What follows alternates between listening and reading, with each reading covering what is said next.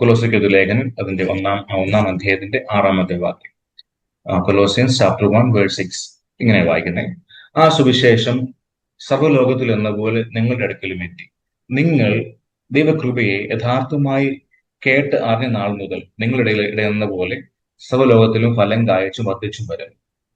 ആ സുവിശേഷം സർവ്വലോകത്തിലും എന്ന പോലെ നിങ്ങളുടെ അടുക്കലും എത്തി. നിങ്ങൾ ദൈവകൃപയെ യഥാർത്ഥമായി കേട്ടറിഞ്ഞ നാൾ മുതൽ നിങ്ങളുടെ ഇടയിൽ എന്ന പോലെ സർവ്വലോകത്തിലും ഫലം കായ്ച്ചും വർദ്ധിച്ചും വരുന്നു. Praise the Lord, hallelujah. നമ്മുടെ എല്ലാം നമുക്കെല്ലാം എന്ത് പറയുന്നത്, നമ്മൾ പലപ്പോഴും വചനം വായിക്കാറുണ്ടെങ്കിലും നമുക്ക് തിരിച്ചറിവ് കിട്ടാൻ ചില വാക്കുകൾ ചില സമയത്ത് നമ്മുടെ മുമ്പിൽ ഇങ്ങനെ ദൈവത്തെ നമ്മളിവിടെ വായിക്കുന്നത് ഇങ്ങനെയാണ്. നിങ്ങൾക്ക് ഇതിനെക്കുറിച്ചെല്ലാം അറിയാം, നിങ്ങൾ ഈ കൃപയെക്കുറിച്ച് കേട്ടിട്ടുണ്ട്. പക്ഷേ അറിഞ്ഞ നാൾ മുതൽ, അതായത് കേട്ടിട്ട് യഥാർത്ഥമായി കേട്ട നാൾ മുതൽ, യഥാർത്ഥമായി അറിഞ്ഞ നമ്മൾ സ്പ്ലിറ്റ് ചെയ്യുവാണെങ്കിൽ ഇങ്ങനെ വായിക്കാം: നിങ്ങൾ ദൈവകൃപയെ യഥാർത്ഥമായി കേട്ട നാൾ മുതൽ, യഥാർത്ഥമായി അറിഞ്ഞ നാൾ മുതൽ നിങ്ങളുടെ മധ്യ എന്ന പോലെ സർവ്വലോകത്തിലും ഫലം കായ്ച്ചും വർദ്ധിച്ചും വരുന്നു. അപ്പോ അപ്പോസ്തലൻ പറയുന്നത് ഇങ്ങനെ: നിങ്ങളിത് കേട്ടാൽ മാത്രം പോരാ. നിങ്ങൾ അടുക്കൽ സുവിശേഷം എത്തിയിട്ടുണ്ട്, ശരിയാ. പക്ഷെ നിങ്ങളിത് കേട്ടാൽ മാത്രം പോരാ, അതായത് അറിഞ്ഞാൽ മാത്രം പോരാ, യഥാർത്ഥമായി അതിനെ അറിയണം. യഥാർത്ഥമായിട്ട് അറിയാൻ മാത്രമേ ദൈവം ആഗ്രഹിക്കുന്ന ഒരു ഗ്രോത്ത് അല്ലെങ്കിൽ ഒരു ഫലം കായ്ക്കുക, വളർച്ച പ്രാപിപ്പാൻ കഴിയുകയുള്ളൂ എന്ന് അപ്പോസ്തലൻ കൊലോസിലുള്ള വിശ്വാസികളോട് സംസാരിക്കുക. ഞാൻ കഴിഞ്ഞ ദിവസം ഇത് പശ്ചാത്തലം പറഞ്ഞിരുന്നു, കൊലോസ്യ ലേഖനത്തിന്റെ പശ്ചാത്തലം പറഞ്ഞിരുന്നു. അതായത് കൊലോസിയിലെ വിശ്വാസികൾ ഗലാത്യ വിശ്വാസികളെ പോലെ അതായത് യഹൂദ മതക്കാരായ ചില അപ്പോസ്തലന്മാരുടെ സ്വാധീനം മൂലം ചില അതീന്ദ്രിയ ജ്ഞാനങ്ങൾ അല്ലെങ്കിൽ ചില ഗിഫ്റ്റുകൾ കിട്ടിക്കഴിഞ്ഞപ്പോൾ അവരുടെ സ്വയം പ്രവൃത്തി കൊണ്ട് ചില കാര്യങ്ങളോട് നേടാമെന്നുള്ളൊരു ബോധത്തിലേക്ക് എത്തുകയും അങ്ങനെ ചില പ്രവൃത്തികൾ ആരംഭിക്കുകയും ചെയ്തപ്പോൾ അവരെ തിരുത്തുന്നതിന് വേണ്ടി അപ്പോസ്തലൻ എഴുതിയ ഒരു ലേഖനമാണ് നമ്മൾ കൊലോസ്യ ലേഖനം എന്ന് പറയുന്നത്. അതിൽ അപ്പോസ്തലൻ ഇവരെ നേരിട്ട് കണ്ടിട്ടില്ല, ഇവരെ ആരെ അദ്ദേഹത്തെ നേരിട്ട് കണ്ടു അറിഞ്ഞുകൂടാ, കാണാത്തൊരു സമൂഹത്തിന് എഴുതുന്ന ഒരു ലേഖനമാണ്. സ്തോത്രം. അപ്പോൾ അപ്പോസ്തലൻ അവരോട് പറയുക, അപ്പൊ ഞാൻ വേണ്ട പോയിന്റിലേക്ക് വരാം. നിങ്ങൾ ദൈവകൃപയെ കേട്ടറിഞ്ഞ നാൾ, യഥാർത്ഥമായി കേട്ട, ആ വാക്ക് വളരെ ഇമ്പോർട്ടന്റ്. യഥാർത്ഥമായി കേട്ടറിഞ്ഞ നാൾ മുതൽ, യഥാർത്ഥമായി ശരിക്കും എന്താണെന്ന് മനസ്സിലാക്കിയ നാൾ മുതൽ. നമ്മളെല്ലാം കൃപയെക്കുറിച്ച് കേട്ടവരാണ്, അറിഞ്ഞവരാണ്. പക്ഷെ ഒരു ചോദ്യം അവിടെ ഇപ്പോൾ നിൽക്കുന്നുണ്ട്: ഇത് നമ്മൾ യഥാർത്ഥമായി അറിഞ്ഞിട്ടുണ്ടോ? നമ്മളെല്ലാം വിശ്വാസം വന്നിട്ട് വർഷങ്ങളായി, രക്ഷിക്കപ്പെട്ട് സ്നാനപ്പെട്ട് ദൈവത്തെ അറിഞ്ഞു നമ്മൾ അവകാശപ്പെടുന്ന നമ്മൾ എന്താണ് ഈ ദൈവകൃപ എന്നുള്ളത് യഥാർത്ഥമായി മനസ്സിലാക്കിയിട്ടുണ്ടോ എന്നുള്ള വലിയ ചോദ്യമാണ്. അറിഞ്ഞിട്ടുണ്ടെങ്കിൽ ഇവിടെ പറയുന്ന ഈ വളർച്ച എവിടെ, ഈ പറയുന്ന ഫലങ്ങൾ എവിടെ, ഫലം എവിടെ, വളർച്ച എവിടെ, നമ്മളത് കാണാൻ കഴിയുന്നുണ്ട്? വലിയ ചോദ്യമാണ്. സ്തോത്രം. എന്താണ് നമ്മൾ മനസ്സിലാക്കേണ്ട കാര്യം? ഈ അദ്ദേഹത്തിന് പറയുന്നുണ്ട്, ഈ യഥാർത്ഥ ദൈവകൃപ എന്ന് പറയുമ്പോൾ രക്ഷിക്കപ്പെട്ട് സ്നാനപ്പെട്ട് ക്രിസ്തുവിനോട് ചേർന്നു എന്നുള്ള അറിവ് വളരെ ഇമ്പോർട്ടന്റ് ആണ്. രക്ഷിക്കപ്പെട്ട് സ്നാനപ്പെട്ടു, നമ്മളെ സംബന്ധിച്ച് രക്ഷിക്കപ്പെട്ട് സ്നാനപ്പെട്ടു, തീർന്നു. ഇനി എന്തെങ്കിലുമൊക്കെ ഇങ്ങനെ അങ്ങ് ജീവിച്ചു പോകണം, നിത്യത എന്നുള്ള ഒറ്റ പ്രത്യാശ അത് തന്നെ ഉണ്ടോ എന്ന് നമുക്ക് പലപ്പോഴും സംശയം. നിത്യത എന്നുള്ള ആ ഒരു കാര്യം നമുക്ക് പലപ്പോഴും നമ്മളെ ചിന്തിക്കുന്നില്ല. രക്ഷിക്കപ്പെട്ട് സ്നാനപ്പെട്ടു, ഫൈൻ, ഇനി പ്രാർത്ഥിക്കുക, എന്റെ ആവശ്യങ്ങൾ നിർവഹിക്കട്ടെ, എന്റെ ആവശ്യങ്ങൾ, എന്റെ കുഞ്ഞുങ്ങളുടെ കാര്യങ്ങൾ, എന്റെ ഭവനത്തിന്റെ കാര്യം, പിന്നെ ഞാൻ എന്നുള്ള ആ ഒരു ബിംബം ചുറ്റിപ്പറ്റിയുള്ള കുറെ കാര്യങ്ങൾ നമ്മുടെ ആത്മീയ ചോദ്യം പിന്നെ നമ്മൾ മറ്റു കാര്യങ്ങളെ കുറിച്ച് ചിന്തിക്കുന്നുണ്ട് എന്നുള്ളത് എല്ലാവരും അല്ല കേട്ടോ. ഞാൻ പൊതുവെ ഉള്ള വിശ്വാസത്തിന് ഇടയ്ക്കുള്ള ഒരു ചിന്തയെക്കുറിച്ച് പറയുന്നത്. അതിനപ്പുറത്തേക്ക് നമ്മൾ ചിന്തിക്കുന്നുണ്ടോ എന്നുള്ളത് സംശയകരമാണ്. അങ്ങനെ ഉണ്ടെങ്കിൽ ഏറ്റവും നല്ലതാണ് കേട്ടോ. സ്തോത്രം. ദൈവം നമ്മളെ ഒത്തിരി അനുഗ്രഹിക്കും. അപ്പോൾ എന്താണ് യഥാർത്ഥമായി അറിയുക എന്ന് പറയുന്നത്, യഥാർത്ഥമായി കേൾക്കുക, അറിയുക എന്നുള്ളത് എന്താണ് ശരിക്കും? എന്താണ് ഈ സുവിശേഷം എന്ന് പറയുന്നത്? എന്താണ് ഈ കൃപ എന്ന് പറയുന്നത്? യേശു എനിക്ക് വേണ്ടി മരിച്ചു, എന്റെ പാപങ്ങളെ ചുമന്നു, ഞാൻ ഇനിയും ദൈവത്തിലാണ് എന്നുള്ള ഒരു തിരിച്ചറിവ് അല്ലെങ്കിൽ എന്നുള്ള ഒരു കേൾവി, അത് പലപ്പോഴും നമ്മൾ രക്ഷിക്കപ്പെടുക എന്ന് പറഞ്ഞാൽ നമ്മൾ എന്താണ് രക്ഷ എന്നുള്ളത് അറിയാതെ പോലുമാണ് നമ്മൾ അതിനെ സ്വീകരിക്കുന്നത്. ടു ബി ഫ്രാങ്ക്, ഞാനൊക്കെ അങ്ങനെ സ്വീകരിച്ച ഒരാളെ കുഞ്ഞില് 10 വയസ്സുള്ളപ്പോഴൊക്കെ അറിയില്ല എന്താണ്. വീട്ടുകാർ പറഞ്ഞു ഓക്കെ നമ്മൾ റെഡിയാ, അവര് പറഞ്ഞു നീ കൊള്ളാം എന്ന് പറഞ്ഞ് സ്നാനപ്പെടുത്തി. എന്നെ 10ാം വയസ്സ് സ്നാനപ്പെടുത്തപ്പെട്ട ആളാ ഞാൻ. സ്തോത്രം. അപ്പോ നമ്മൾ മനസ്സിലാക്കേണ്ട കാര്യം എന്താണ് യഥാർത്ഥമായ ദൈവകൃപ എന്ന് പറയുന്നത്?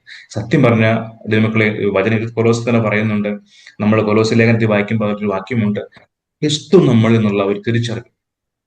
അതാണ് യഥാർത്ഥമായ കൃപ എന്ന് പറയുന്നത്. ക്രിസ്തു എന്നിലും നിങ്ങളിലും എന്നുള്ള തിരിച്ചറിവാണ് ശരിക്കും പറഞ്ഞ ഈ ദൈവകൃപ എന്നുള്ളത്. യഥാർത്ഥമായ ഹല്ലേലൂയ നമ്മളിലേക്ക് നമ്മൾ മനസ്സിലാക്കേണ്ടത് ഒന്നാമത്തെ കാര്യം അത്, ക്രിസ്തു എന്നിലും നിങ്ങളിലും, ക്രിസ്തു നമ്മൾ ക്രിസ്തുവിനെ സ്വീകരിക്കുമ്പോൾ നമ്മൾ ക്രിസ്തു എത്തി എന്നുള്ള ഒരു നോളജ് അല്ല, അത് യാഥാർത്ഥ്യമാണെന്നുള്ള തിരിച്ചറിവാണ് ശരിക്കും ഹല്ലേലൂയ ഈ ദൈവകൃപ എന്ന് പറയുന്നത് എന്നുള്ളതിന്റെ അർത്ഥം. ശരിക്കും ക്രിസ്തു എന്നുള്ള ഒരു അറിവല്ല, ഒരു ജസ്റ്റ് ഒരു ചിന്തയല്ല, ഒരു നോളജ് അല്ല, മറിച്ച് അത് എന്നിലാണെന്നുള്ള യാഥാർത്ഥ്യം മനസ്സിലാക്കുക എന്നുള്ളതാണ് ഏറ്റവും ഇമ്പോർട്ടന്റ്. സ്തോത്രം. ഞാനൊന്ന് പോയിന്റ് പറഞ്ഞു വിടുന്നേ ഉള്ളൂ, നമ്മൾ മനസ്സിലാക്കുന്നതിന് വേണ്ടി. രണ്ടാമത്തെ കാര്യം എന്ന് പറയുമ്പോൾ മനസ്സിലാക്കേണ്ട കാര്യം, ക്രിസ്തു എന്നിലുണ്ട്, ആ തിരിച്ചറിവ് ഉണ്ടാകണം. ഇത് വളരെ വലിയൊരു മർമ്മമാണ്. ശരിക്കും പറഞ്ഞാൽ നമ്മൾ അതിനെക്കുറിച്ച് അധികമായി ആഴത്തി പഠിക്കേണ്ട കാര്യമാണ്. പക്ഷെ ഇതൊരു തിരിച്ചറിവ് ഉള്ളിൽ വരണം. രണ്ടാമത്തെ കാര്യം, നമ്മൾ മക്കളല്ല. അതായത് ഞാൻ ക്രിസ്തു ഒരു കുഞ്ഞല്ല, അല്ലെങ്കിൽ ഞാനൊരു ചൈൽഡ് അല്ല, ഞാനൊരു സണ്ണാണെന്നുള്ള തിരിച്ചറിവ് ഉണ്ടാകണം. സ്തോത്രം. ഹല്ലേലൂയ. രണ്ടാമത്തെ കാര്യം, ഞാൻ മകനാണ്, ഞാൻ ദൈവത്തിന്റെ പുത്രനാണെന്ന് തിരിച്ചറിവ് ഉണ്ടാവണം. നമ്മളെപ്പോഴും ചിൽഡ്രൻ ഓഫ് ഗോഡ് എന്ന് പറയും. നമ്മളെപ്പോഴും ചിൽഡ്രൻ എന്ന് പറഞ്ഞ ആരെയും കുഞ്ഞുങ്ങളെ പറയുന്നത്, അല്ലെ? മലയാളത്തിൽ മക്കളെന്നും ഇംഗ്ലീഷ് ചിൽഡ്രൻ എന്നൊക്കെ ഒരേ മീനിങ് ആണെങ്കിൽ, നമ്മൾ പലപ്പോഴും മക്കൾ എന്ന് പറയുമ്പോൾ ചിൽഡ്രൻ ഓഫ് ഗോഡ് എന്ന് പറഞ്ഞ് പലപ്പോഴും നമ്മൾ ചൈൽഡിഷ് സ്വഭാവമുള്ള ദൈവസന്നിധിയിൽ ചിൽഡ്രൻ ആണ്, മക്കളാണ്. പക്ഷെ ദൈവം പറയുന്നത് നമ്മൾ മക്കളല്ല, നമ്മൾ പുത്രനും പുത്രിയുമാണ്. എന്താ വ്യത്യാസം എന്നറിയാമോ? പിള്ളേർക്ക് കിട്ടുന്നത് എപ്പോഴും ഗിഫ്റ്റുകളാണ് കിട്ടുന്നത്, കുഞ്ഞു കുഞ്ഞു ഗിഫ്റ്റുകളാണ് കിട്ടുന്നത്. പക്ഷെ മക്കൾക്ക് കിട്ടുന്നത് പറയുമോ? അവകാശങ്ങൾ, അപ്പന്റെ അവകാശങ്ങളാണ് മക്കൾക്ക് കിട്ടുന്നത്. മക്കൾക്ക് കിട്ടുന്ന ഒരിക്കലും കുഞ്ഞുങ്ങൾക്ക് കിട്ടുന്ന പോലെ ഗിഫ്റ്റുകളല്ല, മക്കൾക്ക് കിട്ടുന്ന അവകാശങ്ങളാണ്. അതൊരു ബോധ്യം നമുക്കുണ്ടാകണം. നമുക്ക് നമ്മുടെ അവകാശത്തെ കുറിച്ച് ബോധ്യമുണ്ടാകണം. ഈ കൃപയെന്ന് പറയുമ്പോൾ, യഥാർത്ഥമായ കൃപയെന്ന് പറയുമ്പോൾ, ഹല്ലേലൂയ, ക്രിസ്തുവിൽ ഒന്ന്. രണ്ടാമത്, നമ്മൾ മക്കളാണ്.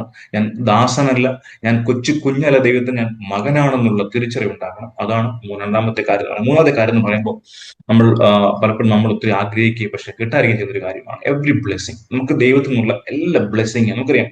നമുക്ക് വചനം പറയുന്നുണ്ട്, നമുക്കുള്ള എല്ലാവരും മുമ്പേ രാജ്യം അന്വേഷിക്കാറ്, അപ്പൊ സകലവും നമ്മളെ ഫോളോ എന്ന് പറഞ്ഞു. എവറി ബ്ലെസ്സിങ് നമ്മളെ ഫോളോ ചെയ്യുന്നതാണ്. ശരിക്കും ഒരു കാര്യം ഓപ്പണായി പറഞ്ഞാൽ, ദൈവമക്കളെ, നമ്മൾക്ക് ദൈവം എല്ലാ ബ്ലെസ്സിങ് തരാൻ ആഗ്രഹിക്കുന്നുണ്ട്. പക്ഷെ ദൈവം ആഗ്രഹിക്കുന്ന ഒരു കാര്യമുണ്ട്. ഈ ബ്ലെസ്സിങ് എല്ലാം നമ്മൾ നേടേണ്ടത് നമ്മുടെ ആത്മീയ വളർച്ചയിലൂടെ ആയിരിക്കും. അതായത് ദൈവം ആഗ്രഹിക്കുന്ന വളർച്ച എന്ന് പറയുന്നത് നമ്മുടെ ആത്മീയ വളർച്ചയിലൂടെയുള്ള ബ്ലെസ്സിങ് ആണ് ദൈവം നമ്മളെ കുറിച്ച് ആഗ്രഹിക്കുന്നത്. ഹല്ലേലൂയ, സ്തോത്രം. അപ്പുറ സൈഡ് വേറൊരാളുണ്ട്. Hallelujah. Demonic power, demonic world ഉണ്ട്. ഈ ഡിമോണിക് ഒരു വ്യക്തി എങ്ങനെ കാശ് ഉണ്ടാക്കിയാലും നമ്മൾ എങ്ങനെ സമ്പന്നനാകുമോ, നമ്മൾ എന്തൊക്കെ വളർച്ച ഉണ്ടാകുമോ എന്നുള്ളതൊന്നും പിശാചിന് ഒരു വിഷയമേ അല്ല. ഹല്ലേലൂയ. നമ്മുടെ സാമ്പത്തിക വളർച്ചയോ നമ്മുടെ ആരോഗ്യം ഒന്നും പിശാചിന് വിഷയമല്ല. ഒറ്റ കാര്യം അവന് പ്രശ്നമുള്ളൂ, നമ്മളൊന്നും നേടുന്നത് ആത്മീയ വളർച്ചയിലൂടെ ആവരുത്, ദൈവത്തിൽ നിന്നാവരുത് എന്നുള്ള ഒറ്റ നിർബന്ധം പിശാചിനുണ്ട്. അല്ല, നമ്മൾ എത്ര വർഷം നേടിയാലും നമ്മുടെ സമ്പത്തോ നമ്മുടെ ആരോഗ്യമോ നമ്മുടെ കുഞ്ഞുങ്ങൾ നല്ല എത്തുകയോ ഒന്നും പിശാചിന് വിഷയമല്ല. പക്ഷേ ഇതൊന്നും ആത്മീയ വളർച്ചയിലൂടെ നേടാൻ പാടില്ല എന്നുള്ള പിശാചിന്റെ ഏറ്റവും വലിയ ആഗ്രഹം എന്ന് പറയുന്നത്. പക്ഷെ ദൈവം ആഗ്രഹിക്കുന്ന അങ്ങനെയല്ല. നമ്മുടെ വളർച്ചകൾ എല്ലാം ആത്മീയ വളർച്ചയിലൂടെയാണ് എന്നാണ് ദൈവം നമ്മളെ കുറിച്ച് ആഗ്രഹിക്കുക. അതിനെ നിലനിൽപ്പുള്ളൂ. സ്തോത്രം. ഹല്ലേലൂയ. അപ്പൊ നമ്മുടെ ജീവിതത്തിൽ നേടുന്ന സകല വളർച്ചകൾ, അത് എന്ത് ഗ്രോത്ത് ആയിക്കോട്ടെ, അത് ഫിനാൻഷ്യൽ ബ്ലെസ്സിങ് ആയിക്കോട്ടെ, നമ്മുടെ ജോലി സംബന്ധ വളർച്ചകളായിക്കോട്ടെ, നമ്മുടെ കുഞ്ഞുങ്ങളുടെ ഭാവി ആയിക്കോട്ടെ, നമ്മുടെ ആരോഗ്യമായിക്കോട്ടെ, നമ്മുടെ ജീവിതത്തിൽ എല്ലാം നമ്മൾ നേടേണ്ടത് ആത്മീയ വളർച്ചയിലൂടെ ആയിരിക്കണം. അതിന്റെ ഫ്രൂട്ട് ആയിരിക്കണം എന്നുള്ള ദൈവം നമ്മളെ കുറിച്ച് ആഗ്രഹിക്കുന്നത്. ഹല്ലേലൂയ. കാരണം അങ്ങനെ നേടുന്നത് മാത്രമേ നിലനിൽക്കുകയുള്ളൂ ദൈവസന്നിധിയിൽ. ഒരിക്കലും അല്ലാത്തതൊക്കെ വേണ്ട വിധം നിൽക്കാൻ സാധ്യമല്ല. അപ്പൊ ഞാൻ പറഞ്ഞ ഇത്രയേ ഉള്ളൂ. നമ്മൾ എന്താണ് ഈ ദൈവകൃപ എന്നുള്ളത് അതിനെ മനസ്സിലാക്കിയിരിക്കുന്നത് എങ്ങനെയാണ്? ജസ്റ്റ് കർത്താവിനെ സ്വീകരിച്ചു, ഞാൻ ഇനി ദൈവകൃപയിലാണ് എന്നുള്ള ഇങ്ങനെ ഒരു ബോധത്തിൽ ഇങ്ങനെ പോവുകയല്ല, മറിച്ച് നമ്മൾ ആരാണെന്നുള്ള ബോധ്യം, ഈ ദൈവകൃപ എന്തിനാണെന്നുള്ള ബോധ്യം, അത് തിരിച്ചറിഞ്ഞ നാൾ യഥാർത്ഥമായി അറിഞ്ഞാൽ മാത്രമേ നമുക്ക് വളർച്ച ഉണ്ടാവുകയുള്ളൂ, ഫലം പുറപ്പെടുവിക്കാൻ സാധിക്കുകയുള്ളൂ. അപ്പോൾ ഈ 3 പോയിന്റ് ഞാൻ പറഞ്ഞു. ക്രിസ്തു നമ്മളിൽ, 2 നാം മകനാണെന്നുള്ള ബോധ്യം, മകനും മകളുമാണെന്നുള്ള ബോധ്യം, മൂന്നാമത്തെ കാര്യം നമുക്ക് കിട്ടുന്ന നന്മകളെല്ലാം നമ്മുടെ ആത്മീയ വളർച്ചയിലൂടെ ആയിരിക്കുന്ന തിരിച്ചറിവ്. ഈ 3 കാര്യങ്ങൾ നമ്മുടെ മനസ്സിൽ എപ്പോഴും ഉണ്ടായിരിക്കണം. ഹല്ലേലൂയ. കാരണം ഈ 3 ദൈവത്തിന്റെ കൃപയിലുള്ള, അല്ലെങ്കിൽ ദൈവത്തോടുള്ള, അല്ലെങ്കിൽ ഈ കൃപയെക്കുറിച്ചുള്ള തിരിച്ചറിവ് നമുക്കില്ലെങ്കിൽ നമുക്ക് ദൈവം നമുക്ക് വെച്ചിരിക്കുന്ന നന്മകളെ പകർത്താൻ കഴിയാതെ പോകും. ഈ ദിവസങ്ങൾ തിരിച്ചറിവുണ്ടാക്കുക. ഹല്ലേലൂയ. എന്താണ് ദൈവകൃപ എന്നുള്ളത് യഥാർത്ഥമായി എങ്ങനെ അറിയാം, യഥാർത്ഥമായി എങ്ങനെ ഇതിന് മനസ്സിലാക്കാം, ഒരു ആഗ്രഹം നമ്മളിൽ ഉണ്ടാകട്ടെ. അങ്ങനെ ആഗ്രഹമുണ്ടായി അത് നമ്മൾ അറിയുവാനും തിരിച്ചറിയുവാനും, യഥാർത്ഥമായി തിരിച്ചറിയുവാനും, അതിലൂടെ ദൈവം ആഗ്രഹിക്കുന്ന നന്മകളെ, ഫലത്തെ പുറപ്പെടുവിക്കുവാനും നമുക്ക് വർദ്ധിച്ചു വരുവാനും അതുകൊണ്ട് ദൈവം നമ്മളെ സഹായിക്കട്ടെ എന്നുള്ള പ്രാർത്ഥനയാണ് ഞാൻ എന്റെ വാക്കുകൾ നടത്തുന്നു. ദൈവം നമ്മളെ വാക്കുകളിൽ സഹായിക്കുമാറാകട്ടെ. തുടർന്ന് നമുക്ക് സാക്ഷ്യങ്ങളെ അല്ലെങ്കിൽ പ്രാർത്ഥന വിഷയങ്ങളെ അറിയിക്കുവാൻ സമയമാണ് സമയത്ത് ഒരിക്കലും നമുക്ക് സഹായിക്കുമാറാകട്ടെ. God bless you all. Amen.